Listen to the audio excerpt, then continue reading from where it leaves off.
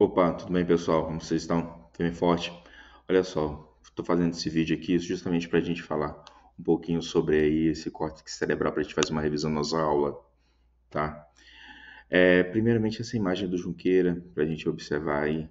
Essa é uma imagem detalhada que vocês estão vendo um retângulo e essa seta vermelhinha, e justamente para a gente observar aí as camadas celulares que a gente vai ter e as principais características dessas células, tá? Vamos ver o nosso ator principal. Nosso ator principal está aí. Primeiro a gente vai ver o primeiro esqueminha. Esse é justamente o nosso neurônio aí, com uma classificação morfofuncional. São chamados de os neurônios piramidais. Tá? Esses hormônios piramidais, eles estão localizados dentro do córtex. Eles vão ser extremamente aí, funcionais para a gente fazer essa visualização. Essa é uma coloração de Golgi, que ela é excelente. Essa é a coloração de Golgi, que ela é excelente para a gente observar os neurônios, que eles vão ficar com a coloração negra. Então, para a gente primeiro ter a primeira visualização aí dessa aí de um tamanho de 4 vezes, com um tamanho aí agora de 8 vezes, e essa camada de 10 vezes com um aumento de 20 vezes, que dá para a gente observar justamente aí o formato desse diferencial de neurônios, que é justamente esses dendritos basais que vão se originar a partir do pericárdio, tá? O corpo do neurônio. Então, eles são característicos dessa região do cérebro. Bom, além disso, a gente precisa falar justamente desse neurônio piramidal numa coloração com eosina, que vai deixar essa uma coloração mais com um tom rosa. E observe a formação desses dendritos basais e justamente do corpo pericarpo e do dendrito apical. Essa imagem é do site da Unicamp, justamente de neuropatologias.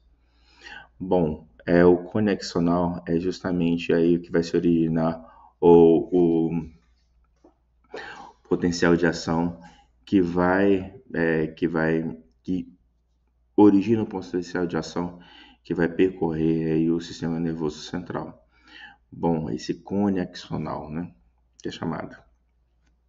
Esses glândulos de lipofuxina justamente são originados a partir de lisossomos que caracterizam de células pela sua idade e restos mitocondriais que vão ficar armazenados. Isso é uma característica desse tipo de neurônios, tá? Bom, nessa coloração dá para ver a nossa pia mater, que é a nossa meninge que está em contato diretamente com o córtex, com as 6 camadas.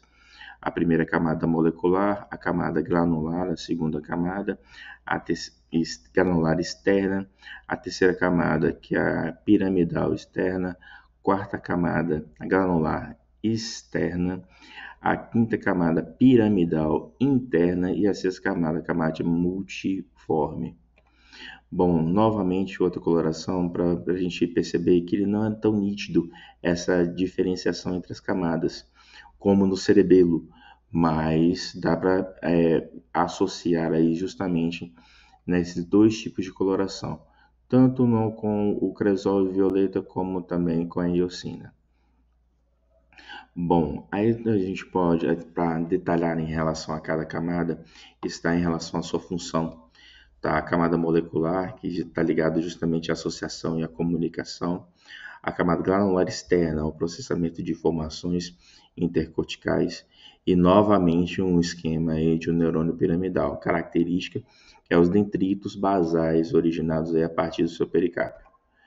Bom, a camada piramidal externa com a conexão sobre associações, a quarta camada, que é a granular interna, recepção de informações sensoriais, e nós temos aí uma imagem do Stolot-Gitz, que numa pigmentação, também violeta com eosina, com as duas pigmentações, e a partir de uma imagem sem delimitação escrita, nós podemos aí complementar, como ver a tonalidade em relação os 5 tipos às 6 camadas existentes, tá?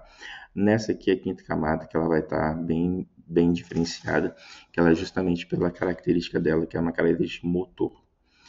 Esses hormônios, esses neurônios piramidais, eles vão ter tamanhos coesos e grande disponibilidade aí na terceira camada, que é a piramidal externa. Outra em coloração com essa mesma camada. Nós temos também na quinta camada uma característica diferencial, que é a quantidade desses neurônios piramidais gigantes, ou chamado também neurônio de Betz. E essa é a última imagem. Lembrando, quinta camada é responsável pela coordenação motora. Então, ele precisa de neurônios que vão se estender até a medula, ok? Essa eu vou deixar com vocês, justamente essa gravaçãozinha para vocês refletirem em relação aí sobre os tópicos principais das camadas do córtex. Um abraço, gente.